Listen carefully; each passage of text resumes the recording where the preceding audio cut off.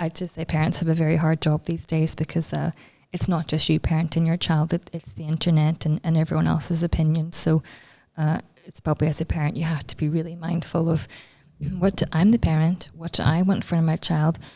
Do I need to get extra help so I understand some things better? Go for it, but don't let the internet parent your child. Ladies and gentlemen, today we have Judith Elliott, who's been working as a children's social worker since she was 18 years of age. She was working in Ireland, in Scotland, and now in the UAE. And she has a rich experience. And today she's going to speak to us about child protection and safeguarding. Welcome to Million Opinions, Judith. Thank you. So, tell us a little bit about yourself. You were in Ireland. You're from Ireland, Northern Ireland. Yeah, so grew up there with my family, and then when I went to go into further education, I've moved to Scotland, and then after completing study, chose to continue to work in Scotland. Why work as a children's social worker? Oh, it was a friend that had actually suggested it to me. I was sort of going, will I go into teaching? Will I do math and then teach? And it was a friend whose other friend was studying social work, and I got the first year social work books, read them, and I thought, I don't want to do anything else. I cancelled my applications to do math and thought that's what I want to do. And I've always thought, you spend half your life at work, it should be something you enjoy and something you're good at. And I knew that I liked working with children. I knew I found the topic interesting, and I hoped it was something I would be good at. Well, you're certainly good at it because you've been working in the same field since you were 18.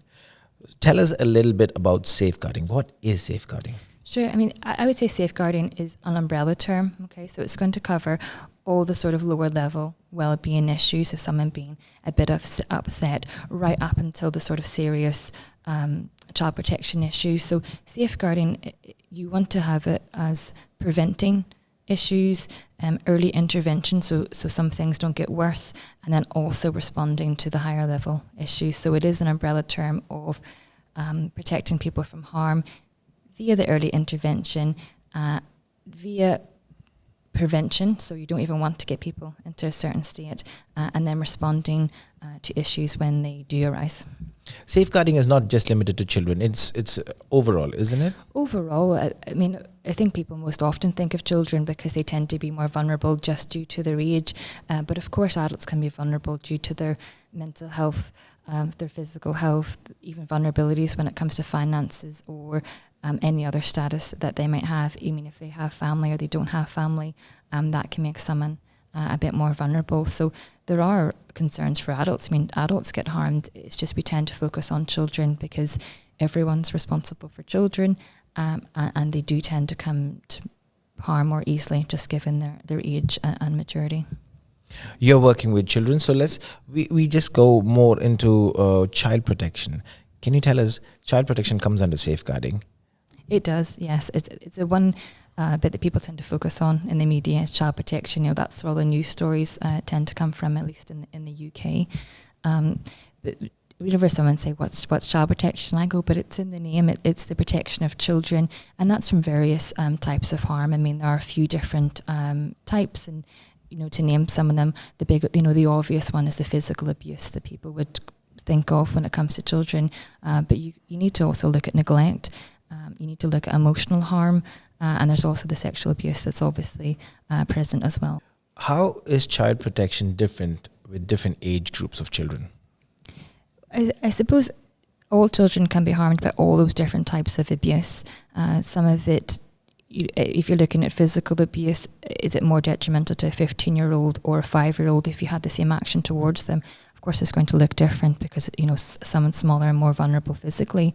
And the emotional harm or neglect can really impact the under age 2 because that affects their brain development. So if you aren't emotionally responding to your child for 10 minutes when they're age 14 because you're distracted by something else, that's much different than a 1-year-old who you're not responding to when they're crying for 4 hours every single day. There's a huge difference. So with the under 2s and that sort of neglect, that will impact them permanently growing up. Their brain development is impacted. They won't grow the same pathways in their brain in order to build a relationship. So that's, whenever we look at child protection, there is a big focus on early intervention and the under twos, because there is such a long-term consequence of not meeting the child's needs.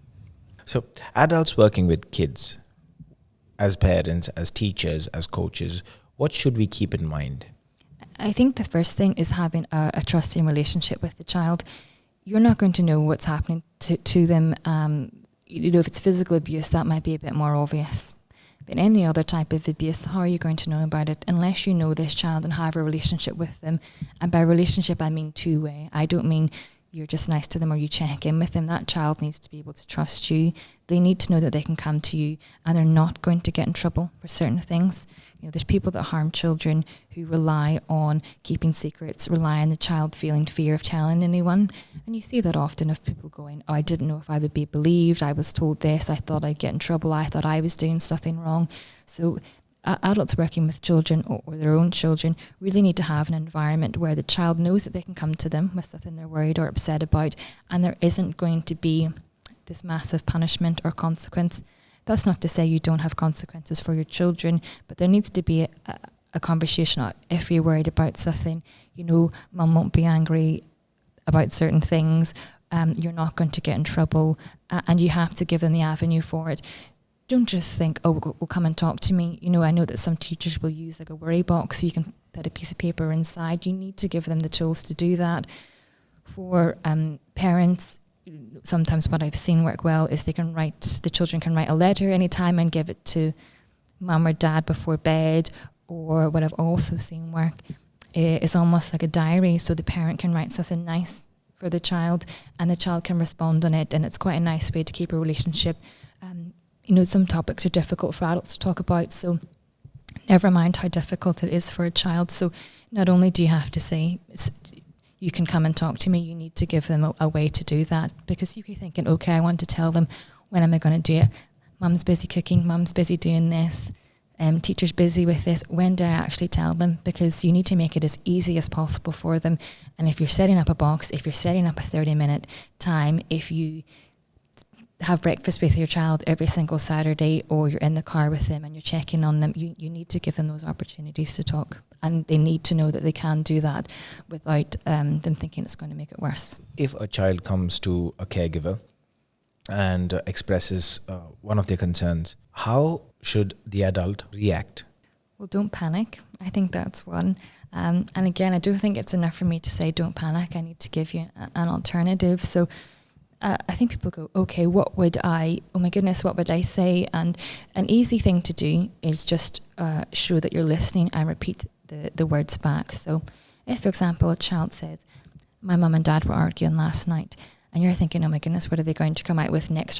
What do I reply to this? You can say, oh, your mum and dad were arguing last night. So one, you've shown that you're listening to the child and they feel that they can continue. And two, you're not panicking about what to say back. So even just the act of listening and going, you've said this, that sort of removes the worry of what do I say back.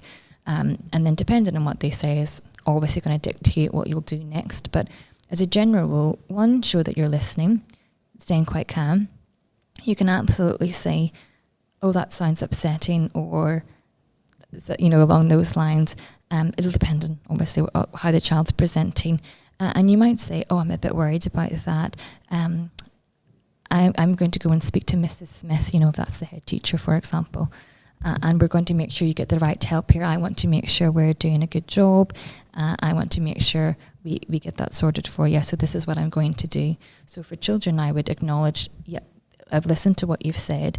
I've let you know I'm going to do something about it. And I've let you know what that actually looks like. So, oh, you've said this. Oh, that sounds upsetting. I wonder if we can make that better or get that sorted. What I'll do is I'll go speak to Mrs. Smith, and we're going to try and do something to help you. So you need to just let the child know what's going on. There's children where they say something, an adult either panics or they go off and they tell someone else, and all these things happen in the background, and the child is left going, what's happening to what I've said, and they're getting themselves quite anxious. They don't know if they've been believed. They don't know if it's going to make things worse, and they just don't know what's going to happen next, and that can really distress a child who then later goes, oh, I didn't mean it. It's fine, don't do anything about it. Whereas if you're saying, thanks for telling me, we're going to get this sorted and this is what I'm going to do next. I'll speak to you before the end of the school day, or I'll come and chat to you in a bit and I'll let you know what's happening next. And also the safeguarding team will have that information in context usually, unless it's a first time thing. If this is a child where this is known and there's already a support plan in place, the safeguarding lead will know that, or they'll know the family, and they'll just have a bit of a wider context to respond more appropriately. What is the best way to write an incident report, Judith? As soon as possible after the event. You want to have it fresh in your mind. Even if you're writing quick notes just after the conversation with the child, if you're able to quote a child, that's great. You're not always able to do that. You can say words to the effect of, if you've got a recollection of what they roughly said. But you want to... You can't always do it in interaction, so you might be telling me something now, and it wouldn't be that appropriate for me to go, oh, hold on a minute, I'm going to go get a notepad because it's going to make my notes easier later.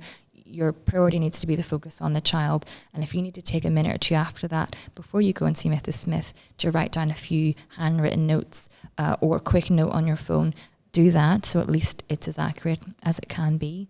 But when it comes to the incident report, I would normally say it was this day and time, so it was during the school break on Tuesday the 5th of November, and the child has approached me and this is what they've said.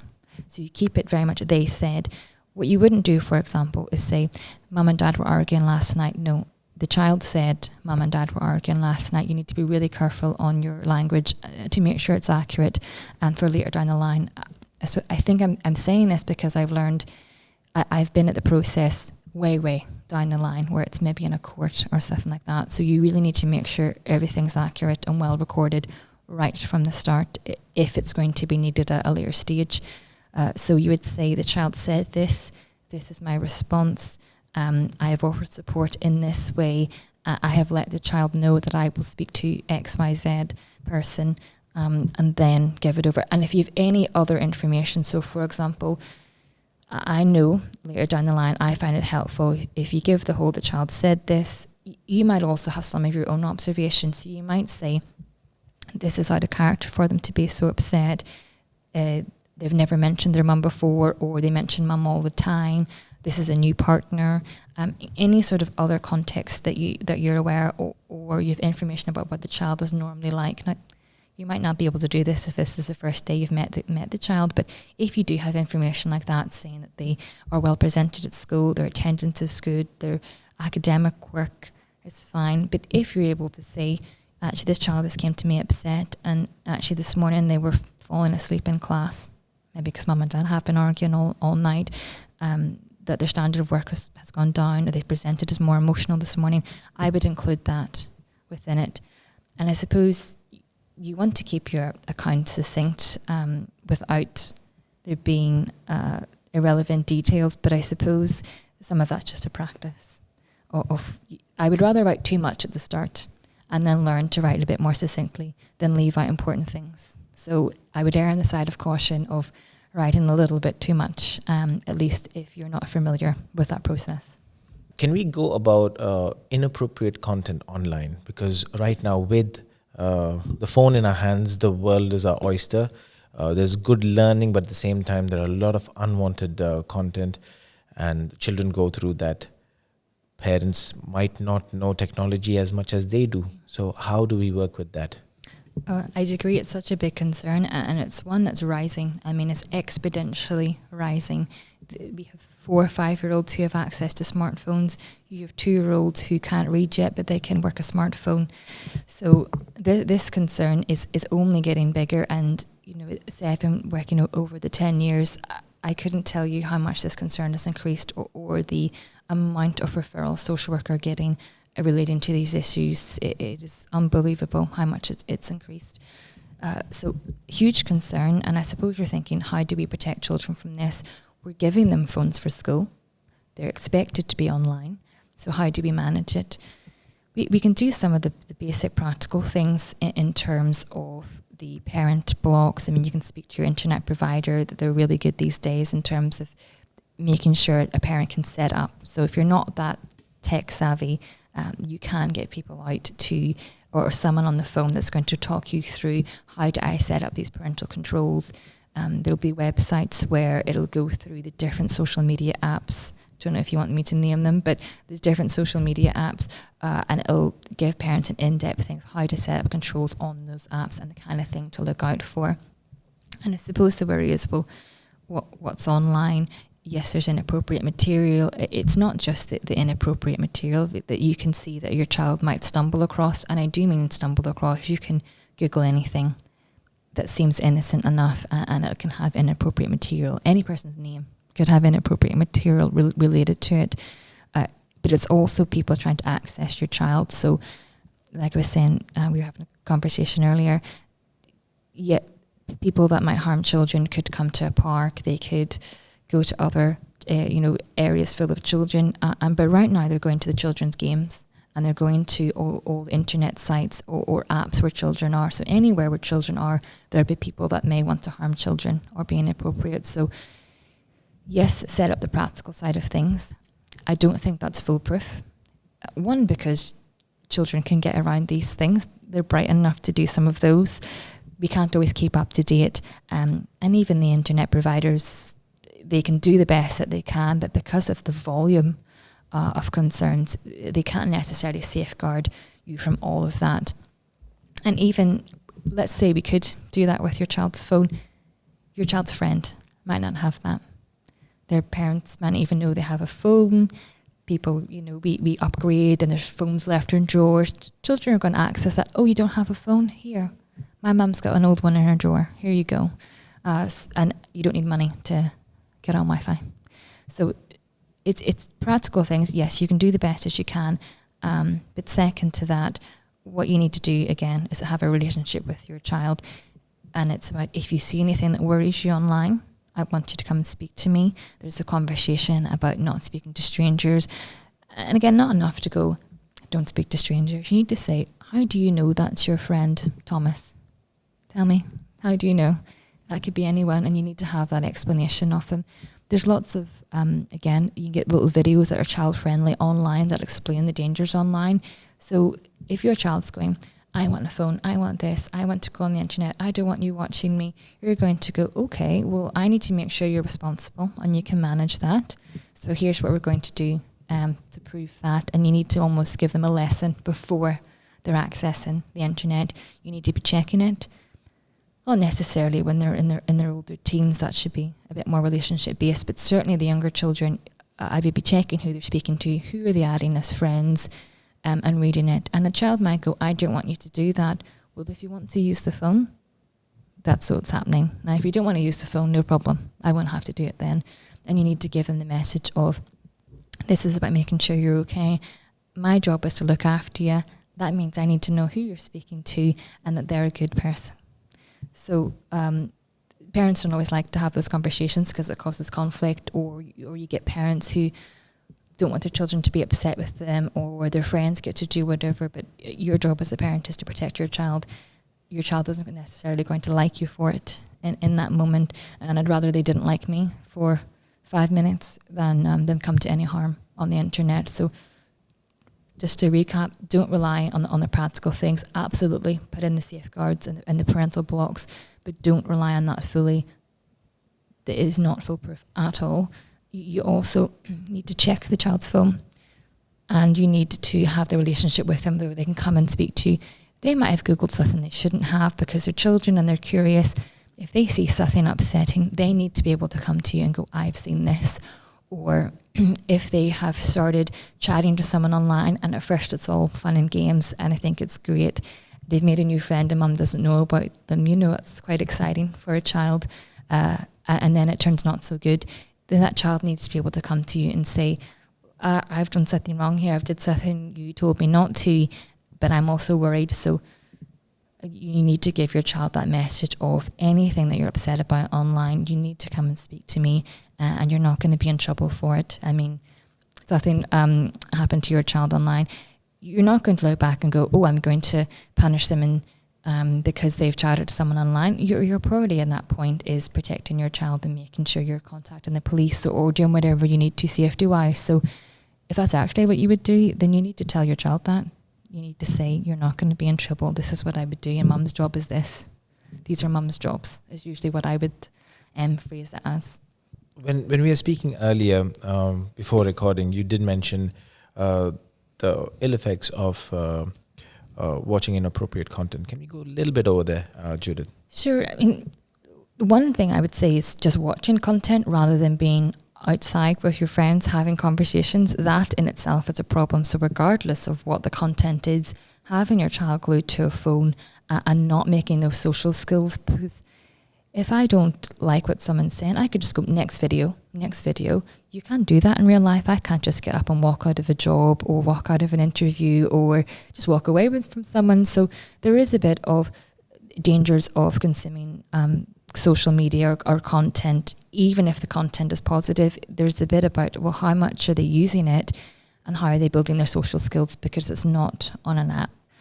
So that's one danger. It's just the frequency of usage and them taking them away from other life skills. And then the second thing is, what is the content? Is it appropriate for their age? And it's not just age. Sometimes it's the child. You have children who are more sensitive to certain topics or more sensitive, or I'd say immature for their age. Some children have different personality types. You have children that are soft and kind and sweet and would cry if someone else cried, and then you have children who it doesn't seem to faze quite as much. So you need to know your child, make a decision on what they can consume, if they can manage certain content. The content itself, that's their education. So if they're watching something and they think, let's say I'm watching a soap online and it's quite an unhealthy relationship, if that's all I'm seeing and I don't have a context for it to say, oh, well, that's actually quite unhealthy. So, for example, if I watched the soaps with my parents years ago, and I think maybe kids do that less these days because they're on their own phone, they don't have to watch what mum and dad are watching because they've only got one TV.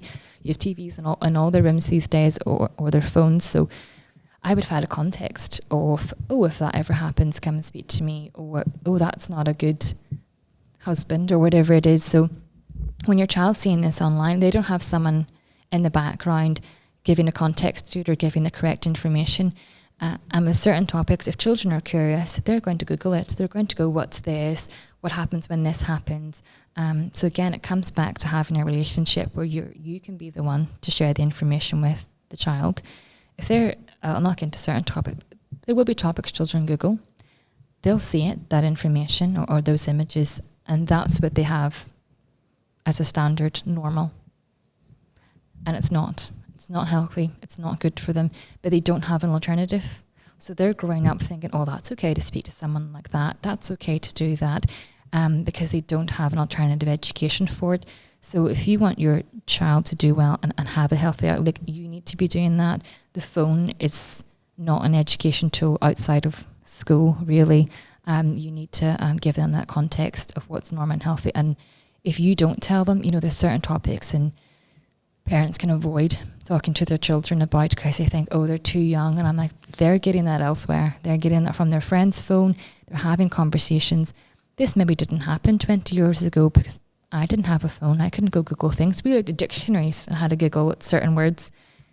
The children are seeing a lot more than the English dictionary definition of a word. Really seeing a lot more if they're looking at it online. So you need to be having those conversations with children early, and it starts early. If children are asking questions age 3, 4, or 5, you can give them an honest answer that's appropriate, but an honest answer.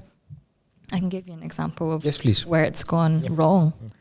We've had children in the UK who have been given like a pseudonym for certain body parts.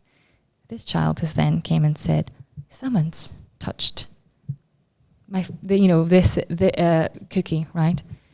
And because that was a pseudonym for another words, people then didn't grasp that's what they meant. So this child was coming to harm and they didn't have the language for it. If that child had accurate information, that would have been responded to quicker. So I'm a big advocate of telling the children the truth. not all of it, or at least don't lie. So give them appropriate language, accurate information for their own protection, and make sure they can come and speak to you. That's such a huge thing. You can't always, but some things are random. But what you don't want to do is make it any worse. You don't want that child going, oh my goodness, I'm going to get in trouble. I can't tell anyone. I've got myself into this online. My mum and dad are going to be so mad.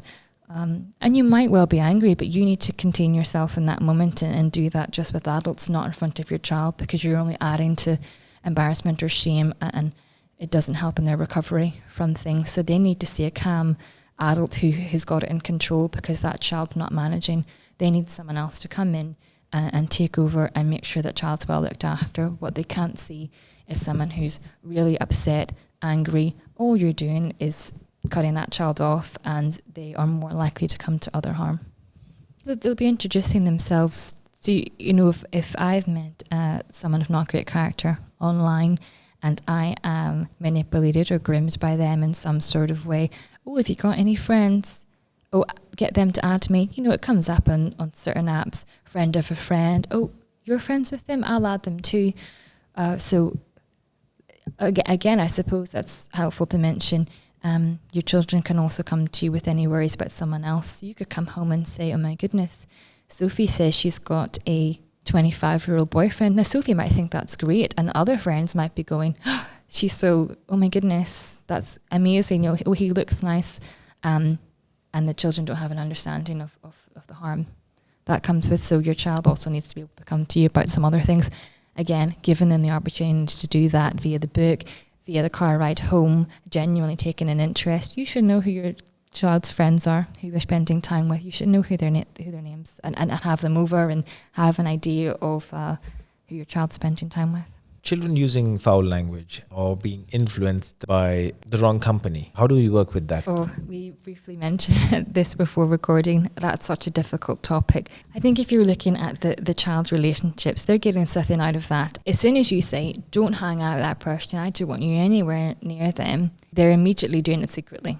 Children aren't always 100% obedient, and if they really like someone and they think someone's fun, you're actually just causing them to do it secretly. You're going to change the name on the phone, they're going to lie about who they were spending time with. Yes, you want to say, I don't want you spending time with this person because of this, this and this. The other approach could be, you know what, bring that friend to our house and I'll be inputting the boundaries, and actually they won't be swearing at my dinner table, because maybe that child doesn't have that input somewhere else. So one option is, okay, if you're spending time with that child or those people, it'll be in my house under my supervision, and I'll be setting the expectations, and perhaps that child will behave better.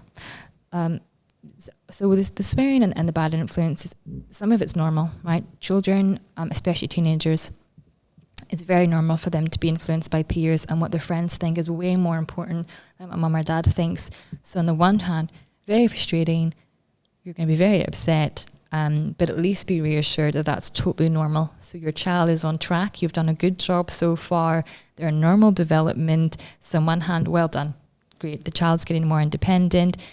Their friends are important. I mean, our peers as adults are important. What our peers think of us is important. Of course it is. That's why we have good manners and we treat people well. And so it's the same for teenagers. They are developing a skill there, and it is really important. We can't remove it. But I suppose there's that bit of having a wee bit more flexibility.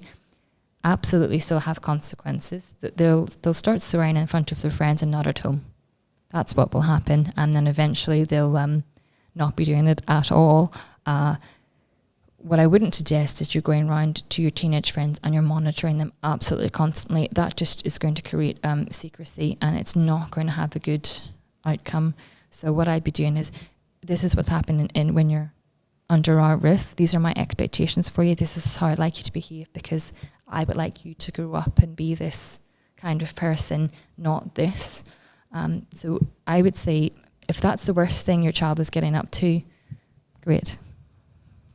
I would comment on, maybe it's just from what I'm seeing in media, so maybe I'm consuming things I shouldn't be, but there seems to be a bit of children have rights. Absolutely they do. I would advocate for that in social work, but I've always said to children, your rights come with responsibilities. You can't have a child go, I have a right to a phone, I have a right to this.